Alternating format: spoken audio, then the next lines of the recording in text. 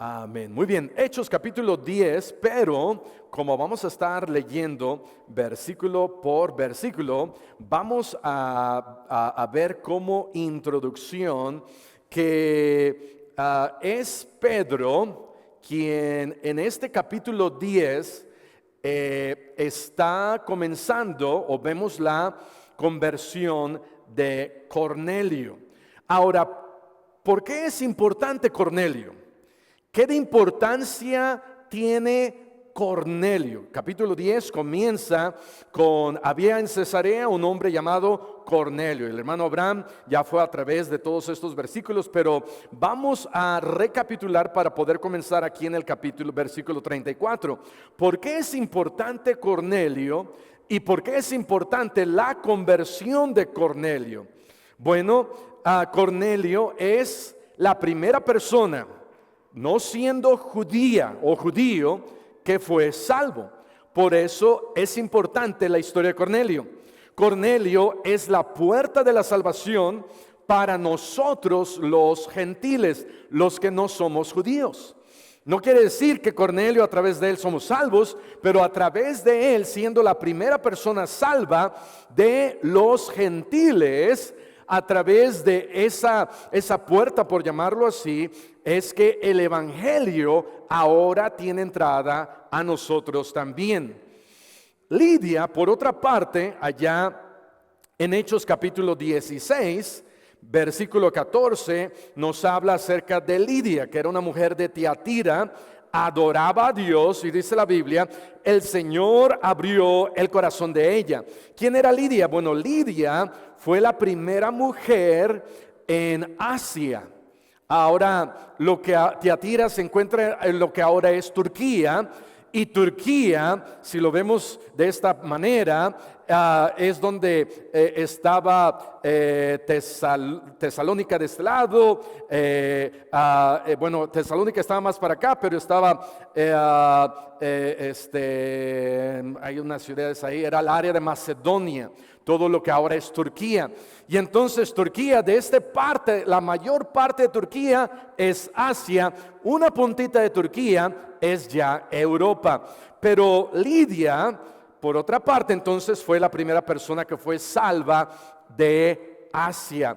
La primera persona salva de Asia, Lidia. La primera persona salva de los gentiles es Cornelio. Cornelio es muy importante porque a través de él tenemos nosotros entrada para la salvación. Ahora vamos a ir al versículo 34. Versículo 34 dice ahí, versículo 34 de Hechos capítulo 10, dice: entonces Pedro, abriendo la boca, dijo: en verdad comprendo que Dios no hace acepción de personas. Toda la casa de Cornelio, su familia y sus amigos más, ¿alguien se acuerda qué es? Sus amigos más íntimos. Vean lo que dice un poquito más para atrás, versículo 24. Hechos 10, 24 dice: al otro día entraron en Cesarea, que es Pedro y las personas que habían ido a recoger a Pedro, llegan ahí a Cesarea. ¿Dónde estaba Pedro? Pedro estaba en Jope, y Pedro Jope está allá a la orilla del mar, en donde ahorita es, ¿cómo se llama esta ciudad? Tel Aviv. En lo que ahora es Tel Aviv está Jope, y más arribita de Jope está Cesarea, también a un lado del mar Mediterráneo. Y entonces Pedro va con todas estas personas, y dice la Biblia, versículo 24, llegan a Cesarea, y Cornelio los estaba, ¿qué? Esperando, habiendo convocado a sus, ¿qué? Parientes y amigos más íntimos.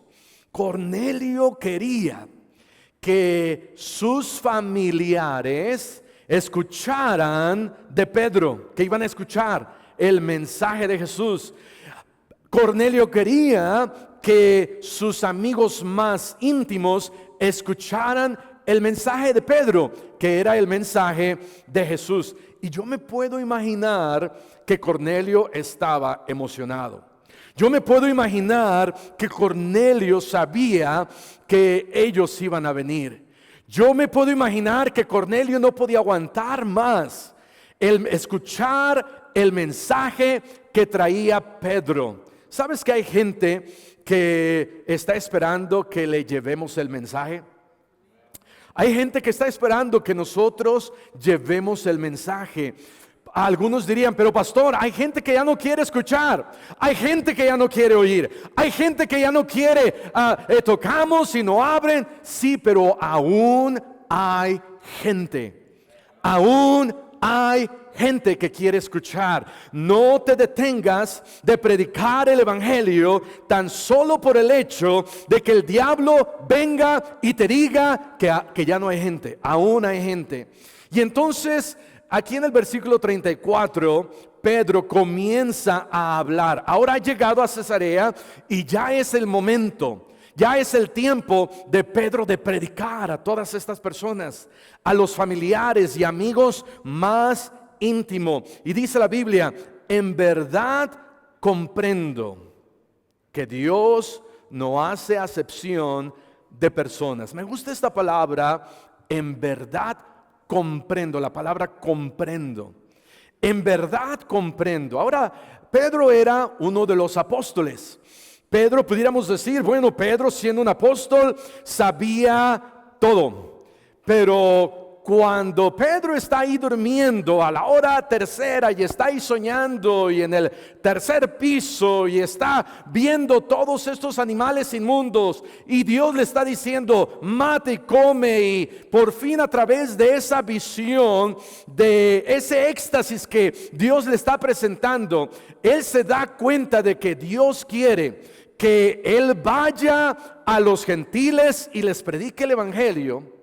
Y llega ahí, toca la puerta y ve todas estas personas y toda esta multitud de gente. Dice, wow, en verdad comprendo. Ahora puedo entender. Sabes que hay cosas que Dios me dice de antemano, haz esto. Dios a través de su palabra, tú y yo lo leemos en la Biblia. Y lo leemos y decimos, ok, sí lo entiendo.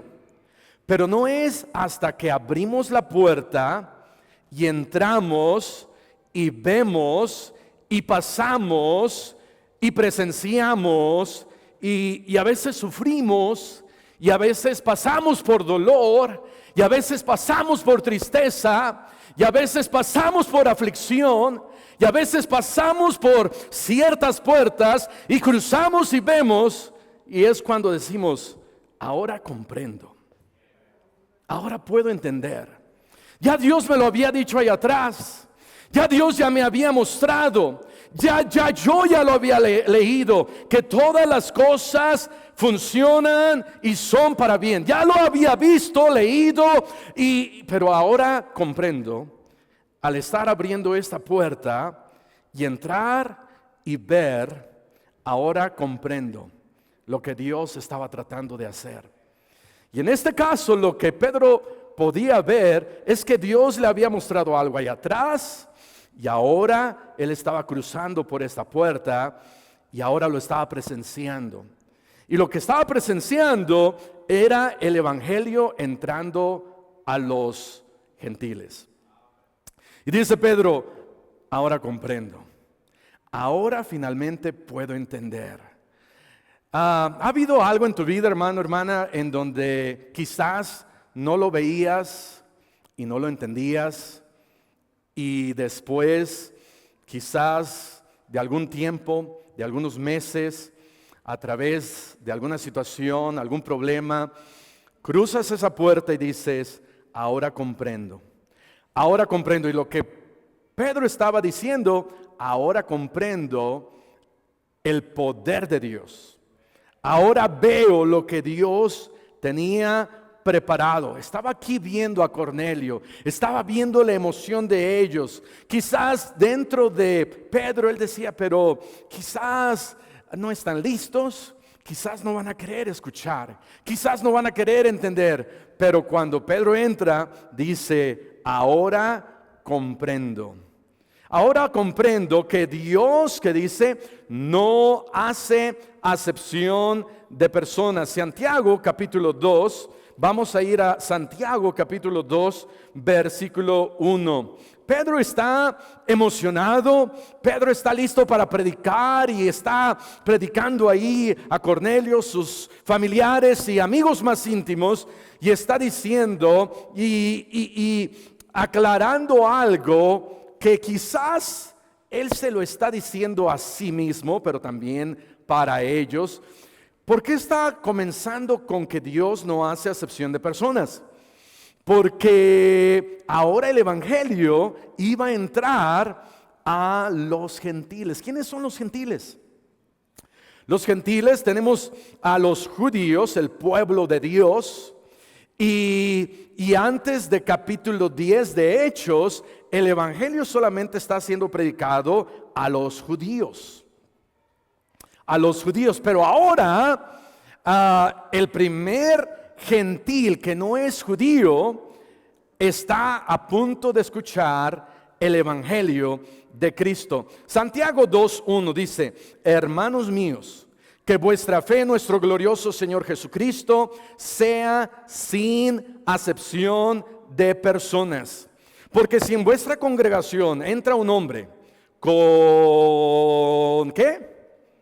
Con anillo de oro. ¿Quién trae un anillo de oro? ¿Alguien trae un anillo de oro? Yo creo que medio mundo trae un anillo de oro, principalmente los que estamos casados. Dice, si entra un hombre con anillo de oro y con ropa espléndida. ¿Ahí alguien trae una ropa espléndida? ¿Alguien? No quieren decir unos, otros sí, otros no. Dice, entra con ropa espléndida y también entra un pobre con vestido, ¿qué? ¿Cómo? Andrajoso. Y miráis con agrado al que trae la ropa espléndida y le decís, oh, siéntate tú aquí en buen lugar. Y decís al pobre, date tú allá, en pie, ni siquiera siéntate, o siéntate aquí bajo mi estrado. ¿No hacéis distinción entre vosotros mismos y venís a ser jueces con malos pensamientos? ¿Sabes qué es natural? Es natural hacer acepción de personas. Está en nuestra naturaleza. Está en nuestra naturaleza que cuando nosotros vemos un paisaje hermoso, decimos, wow. Pero cuando vemos un basurero, decimos, eso no está bien. Pero en cuanto a las personas, cuando Dios nos ve a cada uno de nosotros, ¿sabes cómo nos ve Dios? Dios nos ve exactamente igual. Somos nosotros los que por nuestra manera de pensar, por nuestra naturaleza, tendemos a hacer acepción de personas. Y comenzamos a clasificar y comenzamos a decir, este sí, este no, este sí, este, ¿qué? Guacalafuchi, este no, este, vengas hermano, ¿cómo está? Y aquel no. Y tenemos que tener mucho cuidado. Todos debemos de tener mucho cuidado. Y Pedro dice a Cornelio, ahora comprendo que Dios no hace acepción de personas.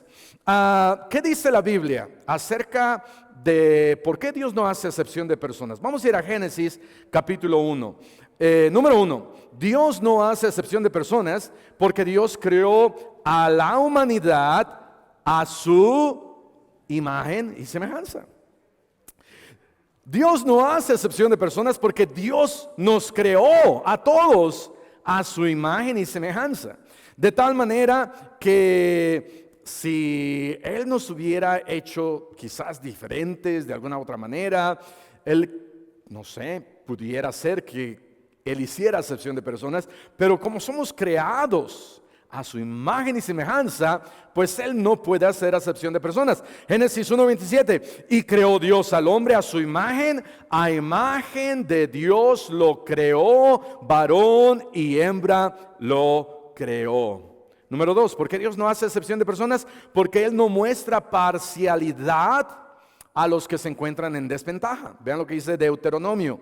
Deuteronomio capítulo 10, versículo 17.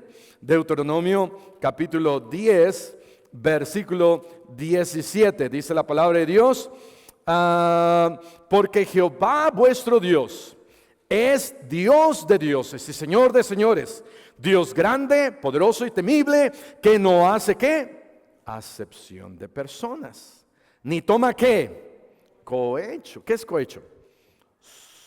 Soborno.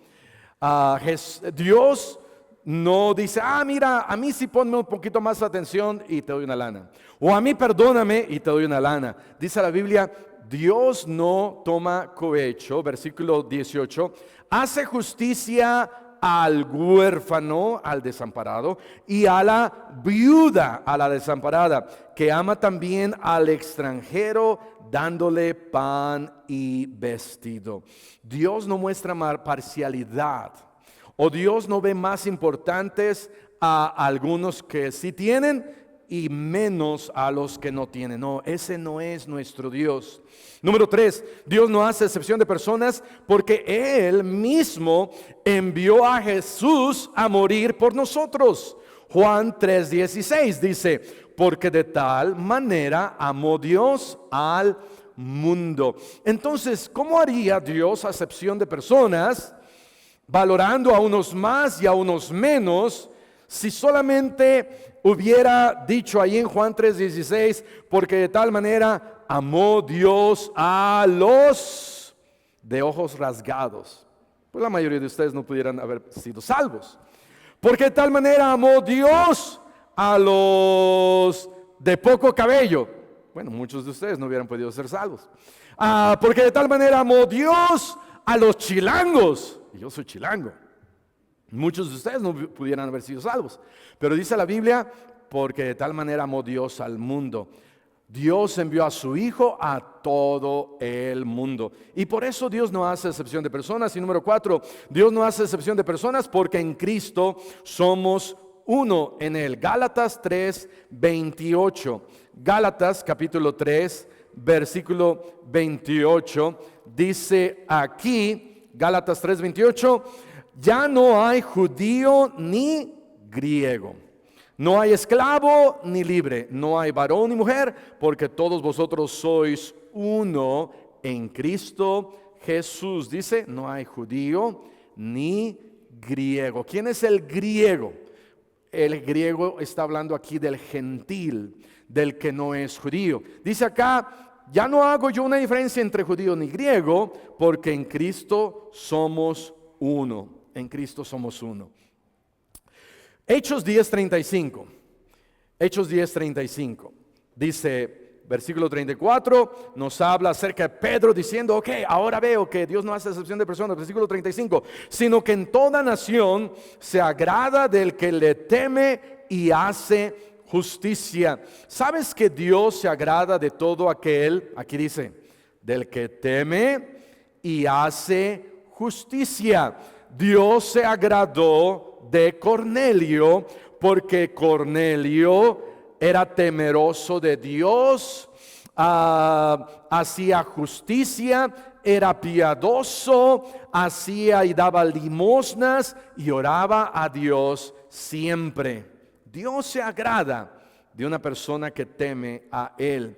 Pregunta, ¿temes tú a Dios? ¿Temes tú a Dios? ¿Haces justicia a otros? Si tú fueras un juez y te trajeran a un muchacho y ese muchacho es tu hijo y te dicen, ¿sabe qué, juez? Este muchacho se robó una televisión.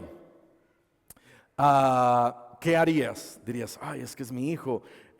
¿Lo perdonaría? O diría, no, voy a ser imparcial y voy a hacer justicia, voy a ser justo. ¿Sabes? Dice la Biblia que Dios ama a aquel que hace justicia y se agrada de Él y a aquel que le teme a Él. Y entonces dice aquí que Dios se agrada de toda nación que teme y hace justicia. Pero uno de los problemas de las naciones hoy en día es que hay mucha maldad. Hay mucha maldad, hay mucho pecado. ¿Sabes por qué hay mucha maldad? Porque la gente cada vez teme menos a Dios. No hay temor de Dios. Proverbios capítulo 16. Vamos a ir a Proverbios capítulo 16. Una de las razones que hay tanto mal en nuestra sociedad, en nuestras comunidades, en nuestro país, es porque no hay temor de Dios. No hay temor de Dios. ¿Y qué es el temor de Dios? Bueno, vamos a ver acá. Proverbios capítulo 16, versículo 16. Dice, con misericordia y verdad se corrige el pecado, y con el temor de Jehová los hombres se apartan del mal. Con el temor de Jehová los hombres se apartan del mal. Mi esposa y yo estábamos visitando una iglesia en Orlando, Florida. Y hermano, ¿usted también fue a visitar al hermano que tiene nombre de artista? Armendáriz. ¿Cómo se llama, Melec? Jorge Armendáriz. ¿Sí se llama Jorge Armendáriz? Creo que sí, ¿verdad?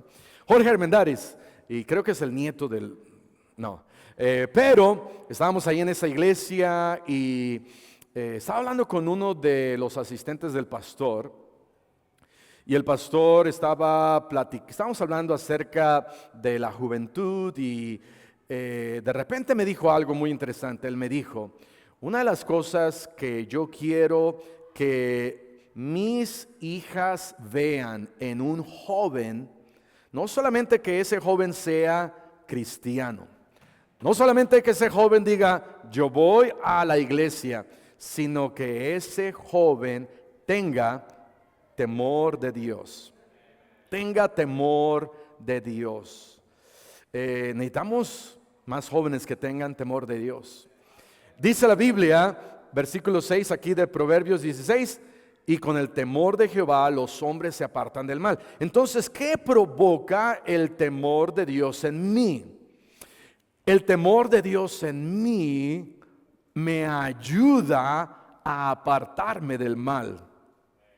Una de las maneras de temer a Dios, ¿sabes qué es? Es leyendo la Biblia todos los días, es orando a Dios todos los días, es viniendo a la iglesia cada vez que las puertas de la iglesia están abiertas, es reconociendo que hay un Dios. Este mundo, jóvenes entran a la universidad y este mundo ya no quiere que tú creas que hay un Dios. Cuando entras a una universidad te bombardean diciéndote que no hay Dios. Y cuando tú comienzas a creer y comienzas a pensar y comienzas a dar vueltas en tu cabeza y decir, bueno, quizá no hay Dios, comienzas tú a tener menos temor de Dios. Empiezas a decir, bueno, quizá Dios no existe. Y entonces, si Dios no existe, lo que yo voy a hacer, el pecado que yo voy a cometer, no importa porque no tengo temor de Dios. Necesitamos jóvenes que tengan temor de Dios, de Jehová. Necesitamos que digamos, como dijo José, ¿cómo yo pecaría contra Dios? ¿Sí se acuerdan? ¿Cómo es que le dijo a Potifea? Le dijo, ¿cómo es que yo pecaría contra Dios? No, yo no lo puedo hacer. Y en el momento en que tú y yo tenemos ese temor de Dios en nosotros, wow, es un gran paso en nuestra vida espiritual. Y si no hay temor de Dios en ti, ¿sabes lo que puedes hacer? Puedes orar y le puedes decir a Dios, Señor, no hay temor. No siento que el temor de Dios está en mí, ayúdame. necesito el temor de Dios en mí. A veces le tememos más a la mamá, a la abuelita, cuando estábamos pequeños, que a Dios. Y José dijo, no, ¿cómo yo podría pecar contra Dios? Lejos esté de mí pecar contra Dios. Eclesiastés capítulo 12 versículo 13. Entonces allá en el versículo 35 Pedro dice, Dios se agrada de toda nación que teme y hace justicia. Eclesiastés 12 versículo 13. Eclesiastés versículo 12, capítulo 12 versículo 13 dice, el fin de todo el discurso oído es este: teme a ¿quién? A Dios. Temer a Dios es un temor reverencial, como si tú estuvieras enfrente de un presidente. Y si tú estuvieras ahí enfrente de un presidente, no lo verías y dirías, no voy a gritar, ¿verdad? Pero no dirías, qué feo está usted. No es un temor de decir, estoy viendo a un monstruo. No es un miedo de decir, estoy viendo algo feo. No es un pavor de decir, ay mamita, ¿qué estoy? ¿Qué? No, sino es decir, wow, la persona que está aquí enfrente de mí, me voy a comportar, me voy a sentar bien, voy a hablar bien, voy a conducirme bien, porque estoy delante de la presencia de alguien honorable. Y ese es el temor de Dios. No es de un miedo que voy a salir corriendo, sino es un temor y el honrar la presencia de nuestro Dios por quien es Él. Entonces Eclesiastés dice, el fin de todo el discurso oído es este: teme a Dios y ¿qué más? Guarda sus mandamientos, porque esto es el todo del hombre. Allá en Hechos dice, teme y haz justicia, que aquí en Eclesiastés es teme y guarda sus mandamientos, porque guardar sus mandamientos es hacer justicia. Versículo 36, Hechos 10:36. Y no les dije hasta dónde íbamos a llegar, porque quién sabe hasta dónde vamos a llegar, pero estamos viendo que Pedro está predicando. Y Pedro dice, ok, ya me doy cuenta, Dios no hace acepción de personas, Dios se agrada de aquel que hace temor y justicia. Versículo 36, Dios envió mensaje a los hijos de Israel anunciando el evangelio de la paz por medio de Jesucristo. Este es Señor de todos. Lo que Pedro estaba diciendo, estoy a punto de darles a ustedes un mensaje muy especial. Este mensaje fue enviado por Dios a los hijos de Israel. Este mensaje, dice aquí, es el evangelio de la paz. Y ahorita vamos a ver por qué es el evangelio de la paz. Pero vamos a Juan capítulo 14, versículo 1. Juan capítulo 14, versículo 1. Dios envió mensaje a los hijos de Israel por medio de Jesucristo. Fue a través de Jesucristo que el misterio, la verdad que ahora iba a ser revelada, que Jesús es el Hijo de Dios y que Jesús es el Salvador, fue traído este mensaje a través de ¿quién? De Jesús. Jesús mismo fue quien predicó este mensaje. Él fue enviado para predicar este mensaje. Y me encanta Juan capítulo 14 versículo 1, porque dice, no se turbe vuestro corazón, creéis en Dios, creed también en mí. Ahora, para los judíos, ellos sabían que el Mesías habría de venir. Ellos sabían que Cristo y Mesías, que es la misma palabra, habría de venir, el enviado de Dios, y entonces ellos lo estaban esperando. Pero no sabían cómo sería todo esto, cómo Jesús, o el Mesías, el Cristo, se daría a dar a conocer. ¿Por qué? Porque por miles de años, desde Adán y Eva, solamente ellos conocían a Dios, a Jehová Dios. Ellos ni siquiera habían escuchado de Jesús. ¿Quién es Jesús? ¿Cómo le vamos a hacer? ¿Cuándo lo vamos a reconocer? Sabemos que Él será Rey de Reyes, Señor de Señores, pero ¿cómo le vamos a hacer para reconocerlo? Y entonces Jesús un día se pone de pie y dice, ¿creéis en Dios? Y unos dijeron, sí. ¿Todos ustedes creen en Dios? No, sí, todos. ¿Hay alguien que no cree en Dios? Y yo creo que la mayoría dijo, no, todos nosotros creemos en Dios. Ok, ¿creen en Dios? Ok, crean también en mí. Y para ellos esto sería un mensaje difícil de entender, pero era el mensaje que ellos necesitaban y era el mensaje que ellos estaban esperando, el mensaje del Evangelio de la paz. Y entonces Jesús les dice, ¿creéis en Dios? Crean también en mí. Yo no me puedo imaginar por tantos años estar solamente creyendo en Dios y luego viene una persona y me dice, crean en mí. Y digo, ¿pero por qué? ¿Cómo le hago? Pero nomás así.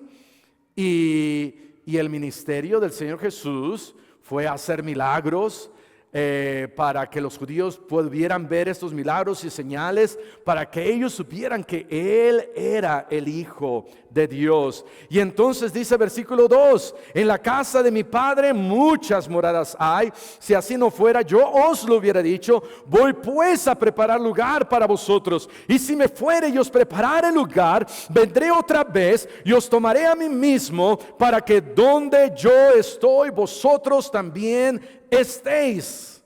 Y sabéis a dónde voy y sabéis el camino. Y entonces pues siempre hay uno medio incrédulo. Siempre hay uno que hace preguntas. Siempre hay uno que dice, a ver, un momento. Yo tengo una pregunta. Y Tomás hace esta pregunta y dice, Señor, no sabemos a dónde vas. ¿Cómo pues podemos saber el camino? Y Jesús le dijo, yo soy el camino y la verdad y la vida. Nadie viene al Padre sino por mí. Jesús les dice, yo soy el camino a Dios, a la vida eterna. Y este es el mensaje que Jesús trajo. Vamos a ir a Efesios capítulo 2. Efesios capítulo 2, y aquí vemos el Evangelio de la paz. ¿Por qué Evangelio de la paz? Ok, bueno, ciertamente cuando Jesús nace, vienen los ángeles y ellos mismos dicen, ¿qué dicen? Gloria a Dios en las alturas y paz en la tierra y todo lo demás. Pero vean aquí más específicamente qué es el Evangelio de la paz. Efesios capítulo 2, versículo 13. Efesios 2:13, pero ahora en Cristo Jesús, vosotros que en otro tiempo estabais lejos, ¿a quién le está escribiendo Pablo? A los Efesios. Y les dice Pablo, ustedes estaban lejos, habéis sido hechos cercanos, ¿a través de qué? De la sangre de Cristo, versículo 14, porque Él, o sea Jesús, es nuestra paz. Para que, dice, que de ambos pueblos hizo uno, derribando la pared intermedia de separación, aboliendo en su carne las enemistades, la ley de los mandamientos expresados en ordenanzas, para crear en sí mismo de los dos un solo y nuevo hombre, haciendo la paz. ¿Y de quién está hablando? De los judíos y de los gentiles. De los judíos y gentiles, versículo 16, y mediante la cruz reconciliar con Dios a ambos en un solo cuerpo, matando en ella, o sea en esa cruz, las enemistades. ¿Sabes que no solamente Jesús crucificó en la cruz nuestros pecados, llevó nuestros dolores, pero también Él clavó cualquier tipo de enemistad. Y si había enemistades entre los judíos y los gentiles, fue a través de la muerte de Cristo Jesús que Él mató toda enemistad. Ahora, si en la enemistad más fuerte, ¿qué entendemos por enemistad? Podemos entender a alguien que no es amigo de alguien más. Y una de las enemistades más fuertes es o era entre los judíos y los gentiles. Y si Jesús tuvo poder para a través del evangelio deshacer cualquier enemistad y hacer uno en Cristo, ¿será que Dios podrá, si yo tengo algún enemigo, ¿tendrás algún enemigo? Ay, sí, pastor. Tengo esta enemiga o este enemigo, no sé, mi suegra, mi suegro, mi vecino, mi marido, mi esposa, mis hijos, mi hermano, mi hermana, el tío, no sé, algunos tienen enemigos. Yo creo que yo no tengo enemigos, pero si tuviéramos algún enemigo, dice Dios, es a través de la muerte de Cristo Jesús en la cruz que no deberíamos de tener enemigos. Porque es el evangelio de la paz. Versículo 17. Y vino y anunció las buenas nuevas de paz a todos que estabais lejos y a los que estaban cerca. Porque por medio de él, los unos y los otros tenemos entrada. ¿Por medio de quién? De él. Por medio de Jesús tenemos entrada por un mismo Espíritu al Padre. Y en este versículo está la Trinidad. Está Jesús, está el Espíritu Santo de Dios y está el Padre. En ningún lugar aquí dice por medio de una religión. En ningún lugar aquí dice por medio de nuestras buenas obras. En ningún lugar dice por medio del bautismo. Pero dice por medio de Jesús. Y es a través de Jesús que nosotros tenemos entrada al Padre. Amén. Qué bendición que a través de Jesús tenemos entrada al Padre. Y vamos a leer versículos 36, 37 y 38 y con esto terminamos porque no vamos a terminar, pero Hechos 10, 37 y 38, regresando a nuestra porción, Hechos 10, 37, dice, vosotros sabéis lo que se divulgó por toda Judea. Aquí hay otra palabra interesante. Pedro dice, y ahora conozco. Lo dijo cuando comenzamos a leer. Ahora conozco. Y versículo 37 dice, ahora vosotros sabéis o conocéis. ¿Y qué es lo que saben ellos? Ustedes bien saben, versículo 37, lo que se divulgó por toda Judea, comenzando desde Galilea, después del bautismo que predicó Juan, cómo Dios ungió con el Espíritu Santo y con poder a Jesús de Nazaret, y cómo éste anduvo haciendo bienes y sanando a todos los oprimidos por el diablo, porque Dios estaba con él, porque Dios estaba con él. Ahora en el versículo 36 termina diciéndonos que Jesús es Señor ¿de quién? Vamos a leerlo. Ve lo que dice el versículo 36. Dice el Evangelio de Cristo, de la paz por medio de Jesucristo, y luego dice algo bien importante. Este es ¿qué? Señor de todos. Aquí nos está haciendo referencia a que Jesús es Dios. Jesús es Señor de todos. ¿Sabes que Jesús es Señor de todos? Y Jesús, en el momento en que tú le pides salvación a Él debería de ser tu Señor. Y siendo tu Señor, tú deberías de humillarte delante de Él, seguirle y obedecerle sin peros, porque Él es Señor de todos. Y entonces aquí nos recuerda, Jesús es Dios. Pero en los versículos 37 y 38 nos recuerda que Jesús también es completamente hombre. Jesús es Señor de todos, Él es completamente Dios. Pero Jesús, y vamos a leer otra vez, porque dice acá, versículo 37, ustedes saben cómo Jesús, comenzando desde Galilea, fue, versículo 38, ungido con el Espíritu Santo. ¿Quién lo ungió? Dios. A ver, pero ¿cómo si Él, siendo Dios, tenía que ser ungido? Porque Él también era completamente hombre.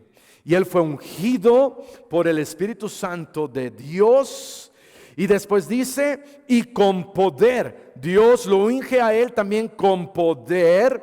Ve lo que dice Lucas 4:1. Vamos a ir a Lucas 4:1. ¿Cómo es que Jesús también necesitaba ese poder? Bueno, Jesús es Señor de todos. Él es Señor de señores, Él es Rey de reyes, pero dice acá que Jesús también fue ungido con el poder de Dios.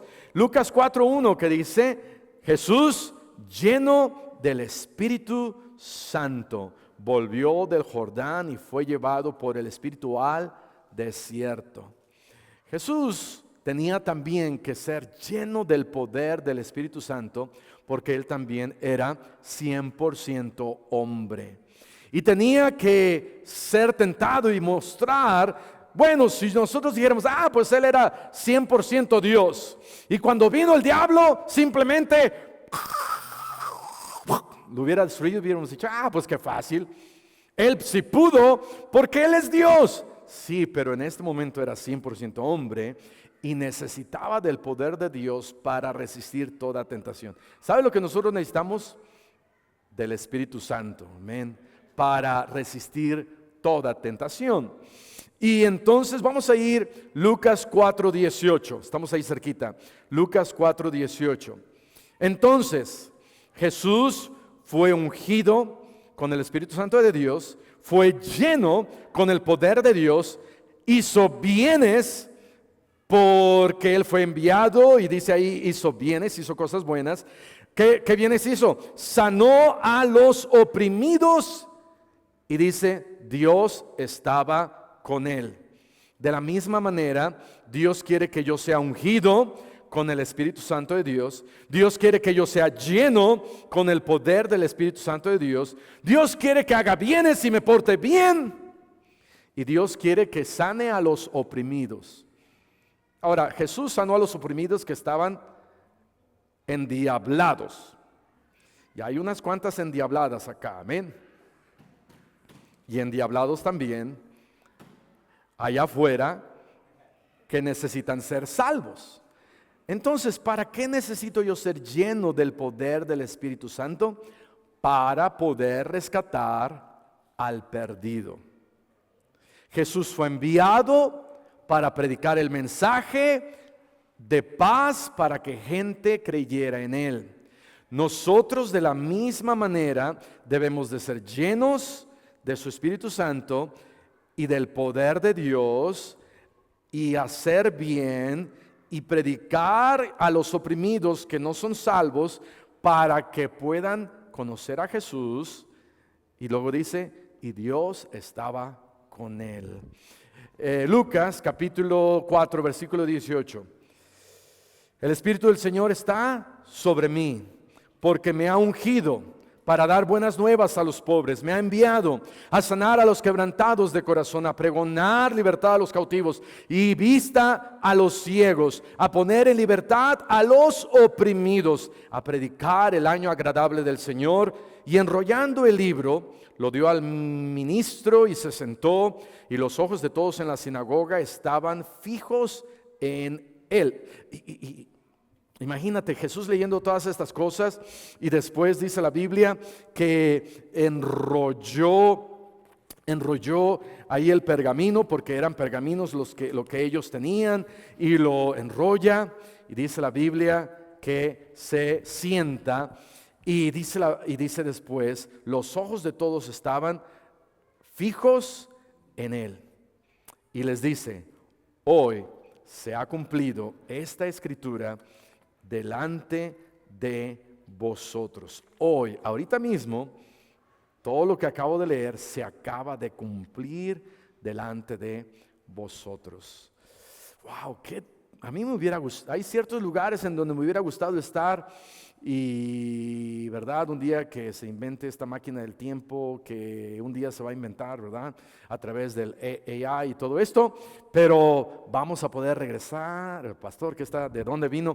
Pero si pudiéramos ir al pasado, aquí me gustaría ser uno de los lugares, estar sentado ahí y ver cómo el Señor Jesucristo tomó una pausa, quizás hasta más despacio,